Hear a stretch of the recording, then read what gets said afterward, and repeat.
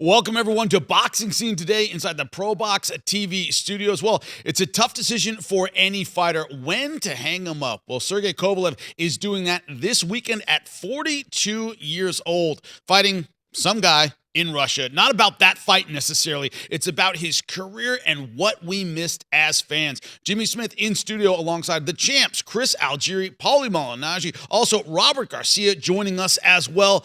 Gentlemen, when I think about Kovalev, I think about an era in which the best didn't often fight the best. And I think he was one of the biggest victims of that era. Do you agree, Chris, in his prime? Yeah, I mean, he's the Crusher. There was a stint there, man, when he was bad news. He was a scary guy, crazy power, finished everyone, had a great run. Was world champion, just cool, calm, just stone-faced demeanor. But man, he had stone in his hands too. When he would put guys down, that straight right hand to the body, his vicious jab, and he's one of those guys, man, that just.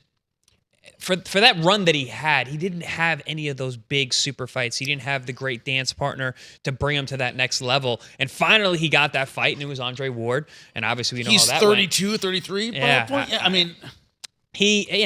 And his prime was a lot shorter than most, I think. Maybe because out of the ring stuff, how he lived his lifestyle, who knows? But he did have a very short prime. And then when he did actually fight, Ward, it didn't seem like he was the same guy, or he just couldn't muster it up, or maybe Ward was just that guy. But all in all, was close, he had a great first fight was very close. I couldn't believe Ward came back from that first fight. That right hand that put him down, it looked like I was like, oh, he's gonna get stopped. And Ward pulled it together. A lot of people thought Kovalev won that fight, but second fight, no question. Ward did exactly what he's supposed to do. But what I'll always remember, Paulie, is Adonis Stevenson, same weight class, knocking guys out, a boogeyman in his own right, and they never fought. They could never get it together. Obviously, the word around the campfire war, it was Adonis Stevenson's camp that didn't want the fight to happen. An all-time miss to you? All-time miss, but also when you look at the kind of guy Kovalev was in his prime, the kind of guy that, he was your quintessential Hollywood villain, like that Ivan 80s, Drago. that 80s Hollywood Ivan Drago. He had scowl, not many words, but when he did mince words, he was mean, hit like a truck, enjoyed knocking you out, had a death on his resume, unfortunately. One of his opponents died. He was your quintessential. If he dies, he dies. Yeah. Yeah, that as well. Sad to say, but, ultimately, this was a very, very good fighter, and a difficult guy to deal with in his prime, and a scary guy to deal with in his prime. And yeah, I remember I was at Showtime during the Adonis Stevenson run. Stevenson was maybe one of those guys. Listen, I liked Stevenson. I enjoyed him. He had legitimate power because Stevenson would hit you, and you were definitely flattened a lot of times. But having worked a lot of Stevenson fights, he was a bit of a one-trick pony. And I think they knew that, and that's why they didn't match him with Kovalev. There was a lot of guys that Stevenson, fought that you were wondering why are we not doing Kovalev here? You know what I'm saying? So it was maybe Kovalev wasn't able to acquire the important fights he wanted during his best years in that time.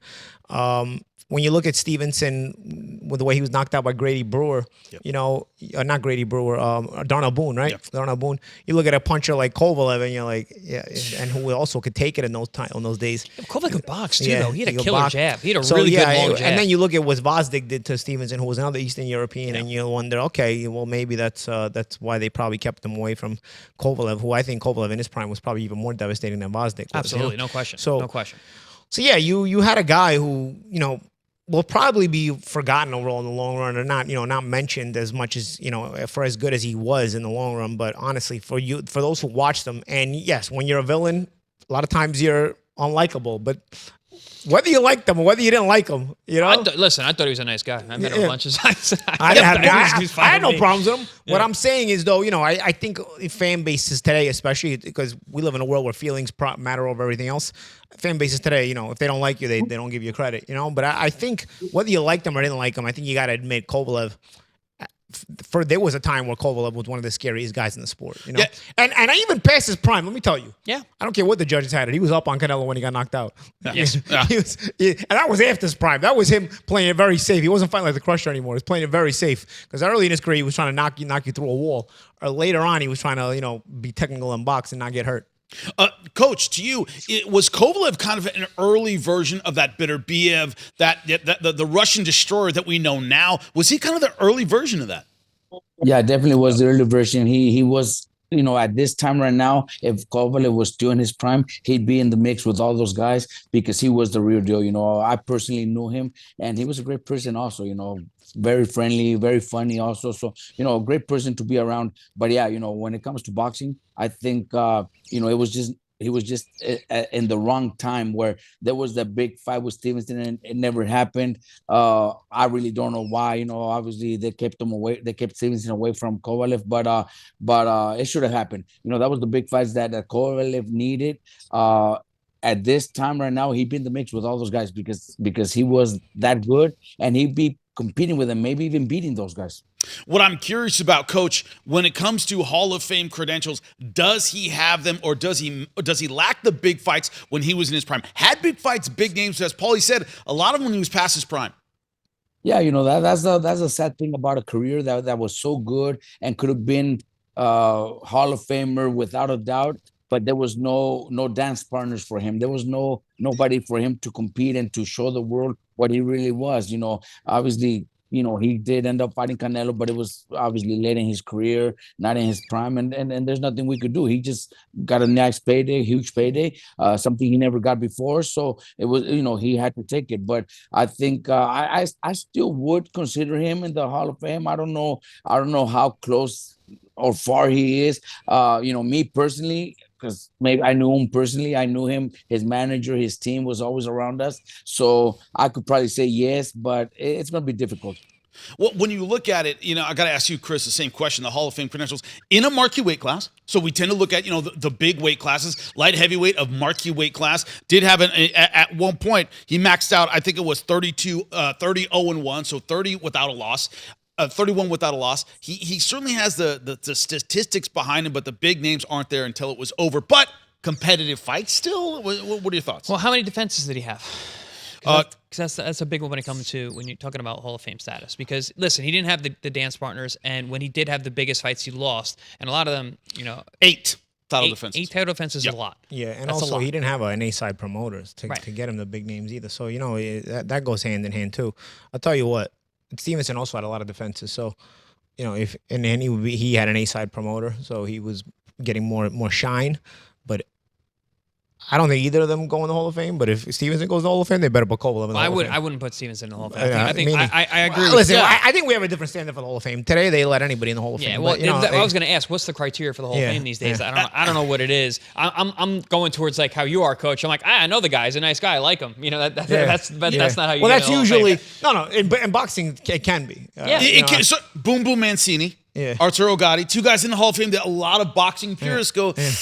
On credentials, they shouldn't be there. But everybody loves Boom Boom Mancini and Arturo Gatti. And they were world champions. So once you become world champion, you're in the conversation. But it's there has to be a certain standard, right? Gotti's in the Hall of Fame, like Sylvester Stallone's in the Hall of Fame. He brought a lot of attention to the sport. So you got again, the criteria is so vast and depends on who you talk to about how you actually get in there. So it makes this a very difficult and convoluted question to try and figure out whether a guy belongs in there. A lot of defenses in big fights. Unfortunately, when he did finally have the dance partners, those mega fights, he lost. Yeah. But the Ward fight, the first one was controversial, close fight, and the second one Controversial in a different way because he controversial a different way because he almost quit. Yeah. But also Ward was fouling in that fight. I remember working that fight. There was a lot of fouling, and Weeks was I don't know if Weeks maybe he didn't like Kovalev because there had been some race stuff that had been mentioned. So he just didn't call any low blow. And they were low blows to the knees. I remember and Weeks was just don't get me wrong, Weeks ain't the best referee either. We've had some issues with him with Ismael Barroso and stuff. And I remember I thought he stopped Canelo versus Angulo a little bit soon as well. But yeah, you know what? When the referee's not helping you also can fight back and do it back yourself. Okay, it felt like Ward that's how you're going to play. It felt like Ward had more fighting spirit in that fight than Kovalev. Because Kovalev, he's fouling me. And I don't want to deal with it. You know, Yeah. it was almost like that. Like, and then suddenly Weeks stopped it. I thought Weeks was pull. I remember working the fight. I remember Weeks pulling them apart. I thought Weeks was about to give Ward a warning for low blows. Instead, he pulls them apart and he stops the fight. You know, so you know. But again, you know, when you're, I think by that point, Kovalev almost was like halfway checked out because he wasn't willing to go. And fought on for a lot longer at that high level. But he wasn't willing to go where he was willing to go before. Like he wasn't willing to go where Andre was willing to go that night. And even in the Canelo fight, he was never willing to go anywhere. I still thought he was outboxing Canelo when he got stopped, but he never actually went for it. He never went for it that night. So who's the British puncher? I love the guy too, and I'm forgetting his name. He's like a top 5 guy. Oh man, English guy, big overhand right, 175. He fought Kovalev. And Kovalev had to box and come back. And Kovalev got hurt a bunch in the fight. I can't. It's you got it on that right there. I can't believe I'm blanking. Cleverly? No. Anthony Yard. Oh, Anthony Yard. That fight was a very good fight. And but that was Kovalev, also late stage. I know, but he Kovalev. still had to dig deep. He had a guy in front of him that was cracking him. And well, with that big was Yard shots. in Russia too, right? Yes. And they wouldn't have gave. He had to Yard go the back fight to anyway. jab though. He had to go back to his jab and find a way to win that fight. And that was super. I was super impressed with that at that stage of his career. I can't believe I forget Anthony. I love Anthony Yard too, but I can't believe I forgot that name. But yeah, that was a very impressive late stage. We're all getting old, Chris. Kovalev. It's not just you. Trust me, we're all forgetting stuff right now. But I forgot yesterday too. So yeah, we're all doing it. We've all been hitting the head a lot. We're all getting older. Another article today on Boxing Scene I thought we would talk about. Another Eastern European monster, Triple G, and his breakup with Abel Sanchez. They've kind of patched up a little bit. But what I was curious about when I was reading this article is this relationship. That was one of those Sanchez and Triple G. That was one of those coach and fighter relationships. And we thought was, okay, these guys are bonded. They're always together. They broke up over financial reasons, which is very, very rare. Paulie, you've talked about it before. You leave coaches because the style isn't working, or I feel I've developed past them. I need something else to my game. This is one of the few that seemed almost totally financial and triple. That was almost all business. Is that rare? Did it leave a little bad taste in some fans of Triple G? I mean, yeah, it depends on whose side you're on, right? When it comes to that kind of disagreement, we don't know the details. So I personally, when it comes to situations like that, I don't like to delve into and give my opinion because honestly, there's so many inner details that nobody will ever know about those kind of disagreements. To tell you the truth, people don't have a right to give an opinion because they'll never know all the facts anyway, you know? So I don't, you're just happy from my neutral perspective. I'm just happy to see that they, are patching things up because they gave us a lot of memorable nights together. And that's all I'll remember them for. I don't know the business side of it. There may be somebody who's right and somebody who's wrong. There may be that both of them have a point. I don't know, nor is it my business to know because I don't have all the information. But from my outside the box point of view, it's nice to see them patching things up because they gave us a lot of memorable nights and they gave us a lot of fun nights and a lot of nights that we're going to remember Triple G for. And the Sanchez Triple G connection was very successful. When you look at it, of course, Coach, you know it all too well. Coaches are their mentors, they're technical advisors. They can be father figures. Is it difficult to navigate the business world with somebody that you've come to be very, very close with, man? Look, it definitely was difficult, especially for Abel Sanchez, who, I could be wrong, but because like Paulie's saying, there's different stories, and they all have their own story. But just from the trainer side, where you bring up this fighter who nobody knows, you start building his name into the Mexican crowd, the Mexican style, walking out with a Mexican flag, with Mexican music, and all that stuff. I think it had to do with Abel. A lot of that had to be with Abel. Here in Southern California, also with all the Mexicans, he became a big superstar with all the Latino community. So, to a point where trainers also have a lot to do with the success. So if when a fighter makes it to a point where the money's unbelievable, great purses, I think the trainer deserves his percentage. I don't know what kind of deal they had. Normally trainers get a 10%. That's what's I don't know if they have a contract. I don't know if they had any deal, but when it comes to coming to big fights and then the fighter wants to pay the trainer less money, well, I don't think it's fair. I think if they both make it together, the trainer deserves to get paid as well, as much as the agreement was, and instead of trying to pay him less, man, trainers sometimes deserve a little bonus. But Robert, my question is this, and obviously you have a perspective of a world champion fighter as well as a trainer. My perspective is this: a fighter has a career and then it ends. The trainer has other champions he can go to. So from that perspective, is it also right then that the trainer, because he also helped build his name off that fighter who was also a championship fighter, going forward when that fighter retires, the money the trainer makes with other champions, he should give a percentage to that fighter? Because it can go both ways as well. You know, the trainer is also building up his resume with the champions that he trains. But that champion eventually has to retire and make no more money. You know, he has to find something else, or he has to, you know, go into what we do here, analyst work or whatnot. While the trainer, you know, once his reputation is of a certain level, we've seen trainers who, you know, once they get a champion or two, all of a sudden other guys start gravitating to them on the strength of that trainer. For example, somebody like Virgil Hunter, who had Andre Ward out of the amateurs, nobody knew him. But once Andre Ward came out of the gates and became a champion, all of a sudden other guys like Amir Khan went into Virgil Hunter, and guys from Europe were going to Hunter. So, you know, can it go both ways then? Because that's the never-ending conversation there, you know. Because from a fighter perspective, everything ends, you know, and when it ends, you know. But from a trainer perspective, like a manager, like a promoter, you can keep going and going and going. But that's now you've used that as a resume builder. The fighter becoming a champion helps it tacks on to that resume of a trainer, which now helps you gain more clients. You just made a great point, Paulie, and that's something that hasn't really been in a conversation. And you're right. You know, the trainer also becomes a big name because of the fighter also. So, you know, depending on, you have to have a good relationship with your fighters. You know, me personally, I'm not talking about anybody else. I always try to maintain a good relationship with all of my fighters, my former fighters. I stay in touch with them, and you know, you get a connection where somebody. Me and Brandon Rios, very close. We talk almost every day. You know, something goes wrong with him, I'm there to help him. You know, I'm always going to be there for him, and vice versa. So yes, that is very important. Also, you know, you brought up a point that nobody had ever brought up, and me as a trainer talking about, well, you know, if we make it together, I should still get the same amount of money, get my percentage, and nobody should pay me any less, maybe even a bonus, like I just told you earlier. But you did make a real point. How about what happens when the fighter ends his career and he needs some help? Are you still going to be helping him? Which something I would do with my fighters, because I have a great relationship with them. But yeah, you know, you made a point that nobody's ever brought up. I think ultimately, Coach, you alluded to it. It comes down to communication, right? It's a relationship, and you know, as your career changes, your careers are changing together. And I think I'm talking about both your points now. You know, the career of the fighter and the career of the trainer, they're evolving together. You know, and yes, they have different end games. And also, a trainer can have multiple fighters at once. Your only source of income is your hands when you're a fighter.